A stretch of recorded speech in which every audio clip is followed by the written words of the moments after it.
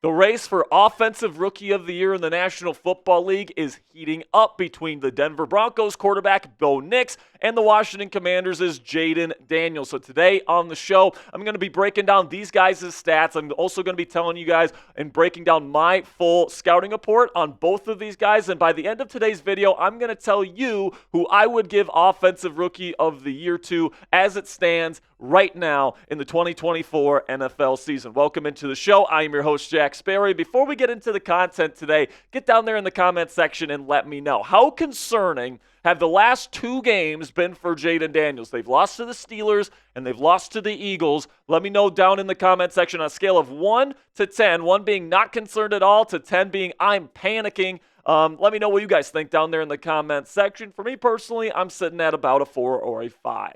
All right, so first up here, let's compare the stats so far. So there's kind of 3 layers to stats that I'm going to be breaking down here. The first one is going to be kind of base level stats. Second, we take a little bit more nuance. And then the third, we get into the advanced metrics, okay? So by the numbers here, I do think that the people saying that Bo Nix should be the Offensive Rookie of the Year have a case. Now, for that matter, the people that want Jayden Daniels to win Offensive Rookie of the Year this year also have a case, because we're going to look at the numbers here in just a second, and they're very comparable, okay? They are very, very close in all 3 levels of analysis here. So we take a look at the first layer here, and this is your classic completion percentage, yards, touchdowns, turnover-worthy plays, and that sort of thing. Right now, Jayden is completing a higher percentage of passes as it has more total yards, but Bo Nix has been the more efficient passer with over a yard more per attempt than Jayden Daniels in their respective rookie careers. Bo Nix also has more total touchdowns, 4 more than Jayden has, but he also has 1 more turnover-worthy play. He has 6 interceptions to 1 fumble, to Jayden Daniels' 3 interceptions and 3 fumbles. So those are very comparable. Then we take a little bit more of a deeper dive here into the second level, and this is more of like the average depth of target, the pressure rate, a little bit more nuance here, okay? So Bo Nix is throwing the ball down the field a little bit further than Jayden Daniels. Bo Nix is also taking a little bit more time to throw than Daniels is. Daniels is actually doing a really good job getting the ball out on time. So that's a credit to him. The catchable ball percentage goes to Jayden Daniels slightly, but the on-target percentage, which is precision accuracy, Bo Nix has Jayden Daniels beat just slightly in that regard, and they're both facing a very similar level of pressure, with Jayden taking just a little bit more so far this season. Then we get into the advanced metrics here, starting with big-time throw percentage. Jayden has Bo beat slightly in that regard. Then turnover-worthy play percentage, pretty much identical. The positive play percentage, it goes to Jayden Daniels with 47.9. The EPA, which is an advanced metric, almost over double for Jayden Daniels than what it is for Bo Nix so far this year. But the points above replacement, a different advanced metric, goes in the direction of Bo Nix with 46.3 compared to Jayden Daniels' 40.2, and that is accounting for both what they do as passers and as rushers. So you take a look at these 3 layers of stats between these 2 quarterbacks, and certain areas it's Jayden Daniels has the advantage, other areas Bo Nix has the advantage, and it really is extremely close. This is a dead heat between these 2 quarterbacks when you just look at the numbers, so you really have to look at the film, in my opinion, to really come to a conclusion as to which of these quarterbacks truly deserve the Offensive Rookie of the Year trophy through the first 11 weeks of the 2024 NFL season. And still to come here on the show, scouting reports and my decision for both of these quarterbacks. We'll talk about positive and negative traits for both of these guys and what they're showing on film right now, and then I'll tell you who I think is this year's Offensive Rookie of the Year, at least to this point. And if you guys want to get a brand new Jayden Daniels jersey in your closet today, you guys can go to chatsports.com/Daniels to pick up this awesome and brand new officially licensed Jayden Daniels Commanders jersey. He is the future of the Washington Commanders. He looks like a budding superstar in the National Football League, guys. So if you want to get this awesome jersey in your closet today, and you want to help out the show a little bit, we get a little bit of the proceeds if you use our link, chatsports.com/Daniels, and make a purchase. So really do appreciate your guys' support. Again, chatsports.com/Daniels, and make a purchase to help out today's show. Speaking of Daniels, let's break down his film here first. And now, obviously, because this is YouTube, I can't show officially licensed video from Jayden Daniels' film because we get demonetized, all right? So I'm going to be breaking down traits that we see on film with these guys and what the positives look like and what the negatives look like for both of these young QBs. The first one for Jayden Daniels in terms of a positive trait is that he is a dynamic rusher. Right now, he is in the same category, in my opinion, as Justin Fields and Lamar Jackson as the most dynamic rushers at the position, at the quarterback position today. He can make guys miss. He's extremely slippery. He picks up those first downs on third and manageable situations when the play breaks down. That's a huge skill set that Jayden Daniels possesses that, we'll talk about Bo Nix and his mobility a little bit later, but it is on a whole nother level when it comes to Jayden Daniels and what he brings to the table. Another really good thing that I like about Jayden Daniels is his pocket presence. This goes back to LSU as well. He's got a very good feel for the pocket, and he has a very good feel for pressure.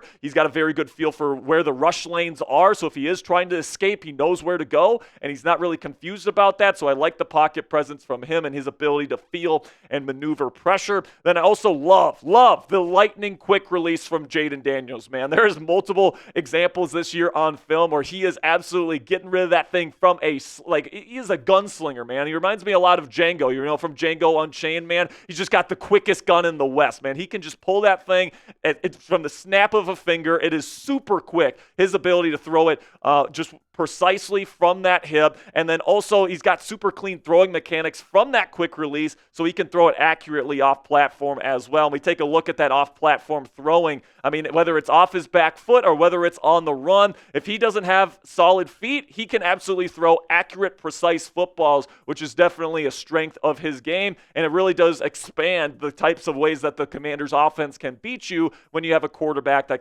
can beat you with his legs the way that he can, and then can play make the way that he can from any platform and any arm angle. And I love the touch on his balls, man. I really love the deep ball passing from Jayden Daniels, especially on the fades. This is what he was known for at LSU. He throws a beautiful deep ball with super soft touch, and it's really to all levels of the field as well. This is something I really look at in terms of pocket passers and ability to win from the pocket in the National Football League, because you got to give your guys opportunities to make plays. Jayden certainly does that with the way that he puts touch on his passes. Anticipation is also a strength of Jayden Daniels on film. He gets the ball out, especially on his first read before the receiver is out of his break. Doesn't allow the defense to adjust, and he's really good on that first read as well. I mean, like when Cliff Kingsbury schemes things open for him, he's consistently hitting his guy in stride, and if it's not there, he's consistently not throwing the football too. So he protects the football in that way as well. So these are the 8 things that I really love about Jayden Daniels. He protects the football. He's a dynamic rusher. He can win in multiple ways in and out of the pocket. Also as a rusher, he does a great job with the touch passing and anticipation, and this skill set here is super unique, and it's one of the most complete skill sets, at least physically, in the National Football League, and that's why I'm super excited about this young man. But the negative traits, okay? First up, he drifts and throws off his back foot a little too frequently. I mean, sometimes the Commanders' offensive line gives him great protection, and he still drifts and throws off his back foot. And if you're throwing off your back foot, you're more likely to underthrow. And if anybody that's watched the Commanders this year and has seen Jayden Daniels play knows that if he misses, he usually misses short, okay? And that is what you see with Jayden Daniels, is that he is off his back foot too often. Then also, inconsistent downfield accuracy due to those footwork issues. Because he's not getting his feet set as consistently as he should, it does lead to some underthrows and some accuracy inconsistencies. And then we talked about how Jayden is usually good on that first read earlier in the show, but sometimes he can lock in on that first read too often. The mental processing and the ability to get to 2 to 3 to 4 and on time is an issue at times for Jayden Daniels. And then also as a rusher, we talk about how dynamic this guy is, but sometimes he doesn't protect himself enough when he's running the football. It's the reason why he suffered that rib injury earlier this year, is because he wasn't getting down and he wasn't protecting his body enough. And as a guy as skinny as Jayden Daniels, that's certainly a concern that you see of his on film, and that goes back to college, by the way. Then the last thing here, we talked about it a little bit earlier, he can be late throwing to his secondary reads. He's usually great throwing the ball on time and in rhythm on that first read, but it's always a little bit of an issue with guys just entering the National Football League to hit his second, third, and fourth reads on time and on target. That's certainly something that I'm guessing is going to get better as Jayden Daniels continues on in his career. He's shown the ability to be able to get to his second and third read on time and in stride. It's just he's not doing it enough consistently to be considered one of the best pocket passers in the National Football League today. So now let's go on to Bo Nix, because obviously that's a lot of positives there for Jayden Daniels to contend with if he wants to win Offensive Rookie of the Year this year.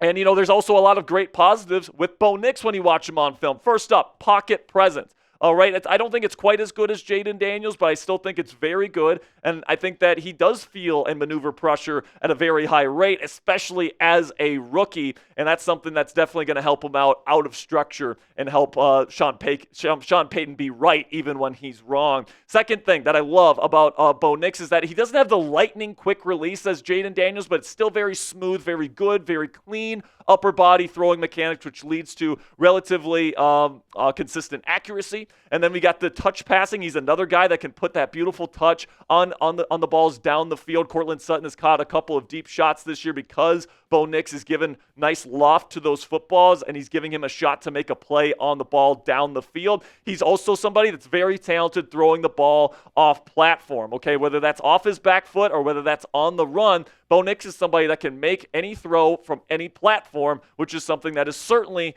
helping him out when it comes to the off-structure playmaking aspect of his game. And that might be the most underrated aspect of Bo Nix's game, man. He is still a playmaker that we saw from him quite a bit when he was at Auburn, all right? So at Auburn, he was more of a playmaker, and then he went to Oregon, and he was more of a game manager. And his playmaking instincts from Auburn are still very much there, and they're showing in the National Football League. His ability to get outside the pocket or work outside of structure is certainly there. He's not a dynamic rusher, but he's certainly a plus rusher. And then he's also very good throwing in those off-platform situations. And he can see stuff that not a lot of people see in terms of an off-schedule playmaker. He's also very good on his first read, just like Jayden Daniels is. Sean Payton schemes something open, Bo Nix is going to hit him in stride and within the structure of the play just about every single time. That's a huge positive for him. Mental processing, I think, is a little bit better than Jayden Daniels right now. He can more consistently get to that second and third and fourth read on time, in my opinion. That's something that has been a strength of his throughout his time in college and now in the National Football League, in my opinion.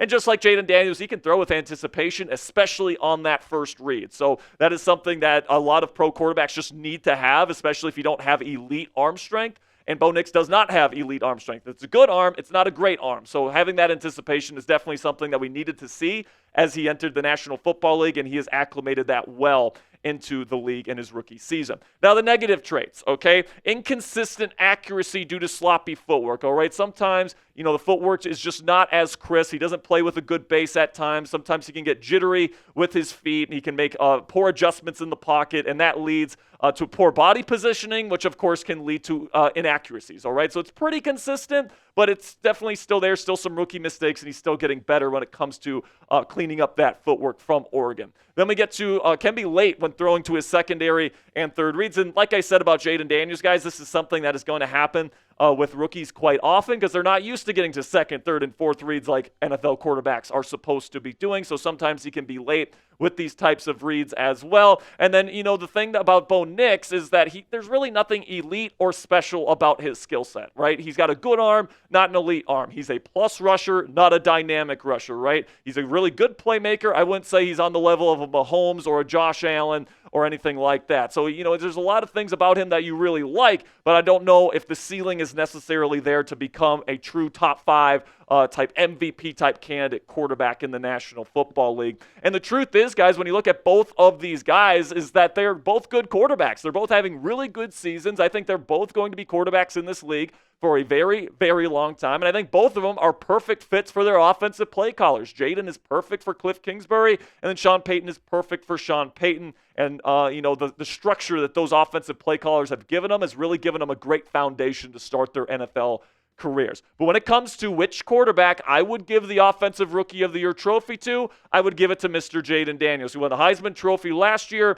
and I'd personally give the trophy so far to Jayden Daniels, especially because I expect him coming off that rib injury. He's getting more and more healthy. I think he's going to get back to being completely dominant like he was in the earlier parts of the season. He's been having a couple of off weeks, which is why I think Bo Nix has caught up to him in some of these stat categories, but I think Jayden Daniels is going to go to a whole nother level once again to finish up the 2024 season. I think at the end of the day here, I think that Jayden's going to be hoisting that Offensive Rookie of the Year trophy. And where JD is better than Bo Nix, and we talked about a lot of the same similarities, right? They're both good on their first read. They both throw with anticipation and touch. There's a lot of similarities. They're both good playmakers outside of structure. But Jayden has the more elite traits, right? He's got the rushing ability that's top 3 at the position right now. And he's got the quicker release, so he can be kind of like that gunslinger more than maybe Bo Nix can be at this point. So I like the skill set from Jayden a bit better, and I think that skill set is going to get him over the top when it's all said and done here. So who's your pick? Let me know down there in the comments section. Who do you think is going to be winning the Offensive Rookie of the Year award in the NFL this season? Type JD if you think Jayden Daniels, or type BM if you think Bo Nix. All right, that'll be it for today's show, guys. Really do appreciate all of your support. Type real one down there in the comment section if you made it to the end of today's program. Really do appreciate all of your guys' support. And don't forget to click that subscribe button, because we got Commanders videos on this channel every single day for you guys to enjoy. So without further ado, guys, and until next time, go raise some hail.